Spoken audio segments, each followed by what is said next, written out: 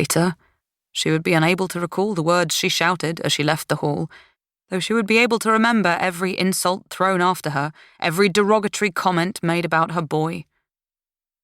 She would not remember how she made it home, but she would remember her knees buckling as she closed the door behind her.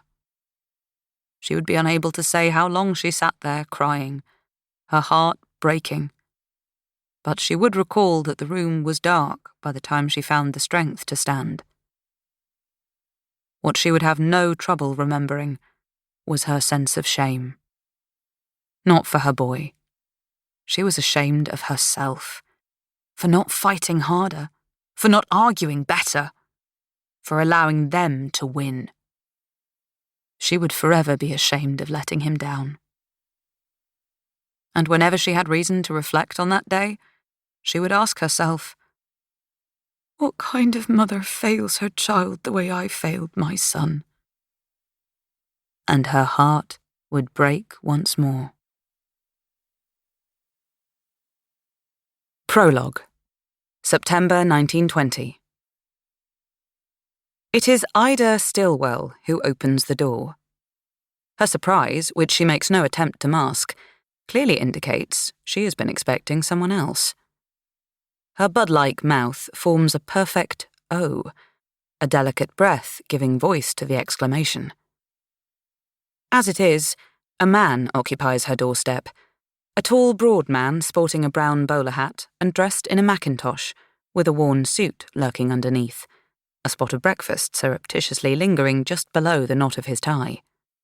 He dips his head, then removes his hat, exposing a generous sweep of silver hair, wiry but neatly clipped at the sides. He holds the bowler before him, in meaty fingers tinged with nicotine, and whilst those hands might have looked more at home on a manual labourer, there is nothing about this man to suggest he toils for a living. He smiles, exposing comfortingly crooked teeth, greying where they disappear into his gums. Mrs. Stillwell? His voice is low and oddly melodic, with a gravelly undertone, but there is another note, hidden deep within the ensemble, that appears to put Ida on her guard. Yes.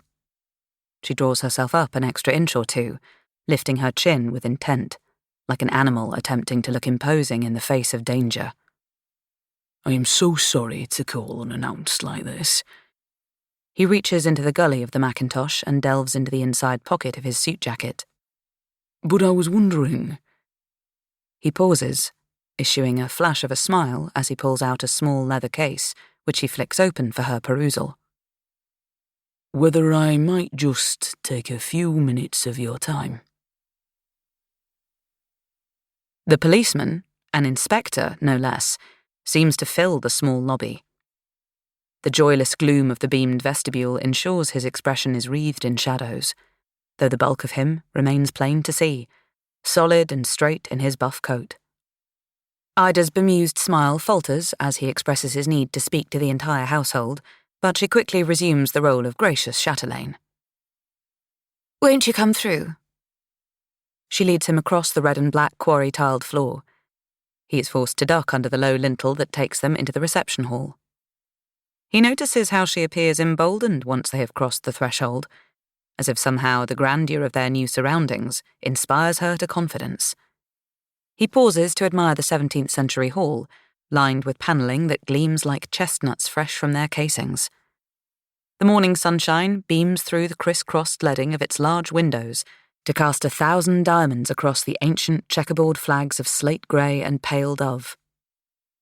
But the most impressive attribute of the room is the fireplace, a floor-to-ceiling rock face of carved stone, emblazoned with a family shield, guarded by 2 heraldic figures standing either side. The sizable grate occupying the yawning cavern at its base contains the charred remnants of what he takes to be the previous night's fire, the thick bed of ash underneath, still waiting to be cleared away. The sight momentarily draws Ida's attention, and though she makes no comment, the fleeting dip in her neatly plucked brows suggests she is disappointed he has not been met by a hearty blaze. The room is undeniably imposing, but it is also cold and uncomfortable, and the smell of soot hangs